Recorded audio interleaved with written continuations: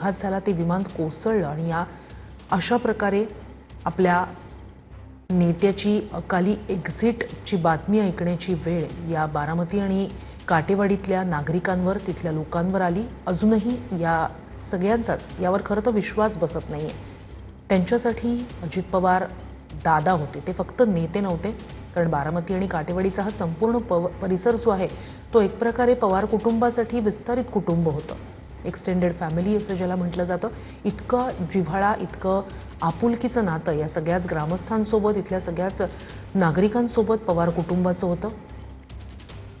बारामतीचा संपूर्ण परिसर काल ही बातमी कळल्यापासूनच शोकसागरात बुडालेला आहे। तर दुसरीकडे काटेवाडीत सुद्धा काही ग्रामस्थांच्या घरी देव्हाऱ्यात अजित पवारांचा फोटो, पवार कुटुंबातील सदस्यांचा फोटो आपण पाहिलेला आहे। त्यांच्यासाठी हा मोठा धक्का आहे। त्यांच्यासाठी फक्त आपले नेते गेले असं नाही, तर त्यांच्यासाठी घरातलीच एक व्यक्ती आपण गमावली आहे, ही भावना काटेवाडी असेल, बारामतीतील असेल, अनेक लोकांनी व्यक्त केल्याचं आपण पाहिलं। अजित पवार यांच्यावर 11 वाजता अंत्यसंस्कार केले जातील। काटेवाडी या ठिकाणी सध्या त्यांचं पार्थिव नेलं जाणार आहे। याच त्या वाहिनीतून अजित पवार यांचं पार्थिव काटेवाडीकडे नेलं जाईल। पवार कुटुंब सध्या काटेवाडीत पोहोचलेलं आहे। पार्थ पवार, राणा जगजितसिंह पाटील, माणिकराव कोकाटे हे सध्या या बारामतीतल्या मेडिकल कॉलेजमध्ये उपस्थित आहेत। याच वाहिनीतून अजित पवारांचं पार्थिव हे काटेवाडीकडे नेलं जाणार आहे।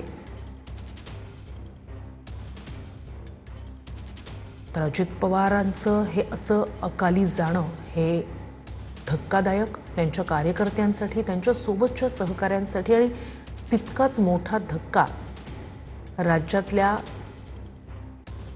अजित पवारांच्या राजकारणावर विश्वास ठेवून राष्ट्रवादीत काम करणाऱ्या कार्यकर्त्यांसाठी आणि पदाधिकाऱ्यांसाठी सुद्धा।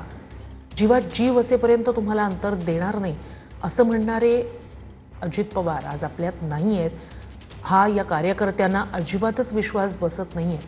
आपले प्रतिनिधी प्रदीप कापसे आपल्यासोबत आहेतच। प्रदीप, या ठिकाणी सध्या पार्थ पवार उपस्थित आहेत। पार्थिव ज्या वाहनातून नेलं जाणार आहे, काटेवाडीकडे ते नेलं जाणार आहे, तिथे त्यांचं अंत्यदर्शनासाठी ते पार्थिव ठेवलं जाईल असं कळतंय।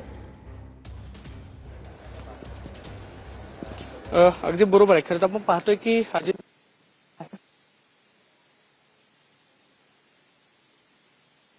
अजित पवारांच्या अंत्यदर्शनासाठी पार्थिव जे आहे ते ठेवलं जाईल, कारण अजित पवारांचा मित्रपरिवार मोठा आहे, नातेवाईकांचा परिवार मोठा आहे आणि या सगळ्यांना अजित पवारांचं शेवटचं दर्शन घेता यावं यासाठी त्यांचं पार्थिव त्यांच्या मूळ गावी काटेवाडी या ठिकाणी ठेवलं जाईल। स्वतः पार्थ पवार, त्याचबरोबर मंत्री नातेवाईक आहेत, ते सध्या अजित या ठिकाणाहून सध्या बाहेर काढलं जातं आणि त्यांच्या मूळ गावी काटेवाडी या ठिकाणी नेलं जाईल। अजित पवारांचं बालपण, बरोबर राजकारणाची सुरुवात ज्या बारामतीमधून झाली, तिथंच दादांनी शेवटचा श्वास घेतला। कालपासून संपूर्ण महाराष्ट्र रडतोय। प्रत्येक कार्यकर्ता अजितदादांसाठी हळहळ व्यक्त करतोय, कारण कार्यकर्त्यांवरती प्रेम करणारा नेता अशी अजितदादांची ओळख होती। बारामतीमध्ये सकाळी 6 वाजता अजितदादांच्या कामाला सुरुवात व्हायची। अजित पवार आता पुन्हा दिसणार नाहीत या भावनेनं प्रत्येक कार्यकर्ता जो आहे तो रडताना पाहायला मिळतोय। कालपासून राज्याच्या कानाकोपऱ्यातून असंख्य कार्यकर्ते जे आहेत ते बारामतीमध्ये दाखल झालेले आहेत। काल सकाळी जशी बातमी कार्यकर्त्यांना कळली, तसं लोंढेच्या लोंढे जे आहेत ते बारामतीमध्ये दाखल होत होते, कारण अजित पवारांना शेवटचं पाहत आहे। अजित पवार आपल्यामध्ये नाहीत हा विश्वास कार्यकर्त्यांना बसत नाहीये। अजित पवारांवरती प्रेम करणारा महाराष्ट्रातला एक मोठा वर्ग होता। अजितदादांची कामाची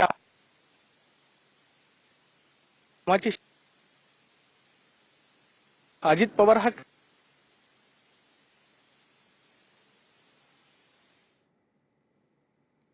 बारामतीतल्या विद्याप्रतिष्ठानच्या प्रांगणात अजित पवारांवर अंत्यसंस्कार केले जातील। तर बारामती मेडिकल कॉलेजमधनं सध्या त्यांचं पार्थिव हे याच वाहिनीतून काटेवाडीकडे नेलं जाणार आहे।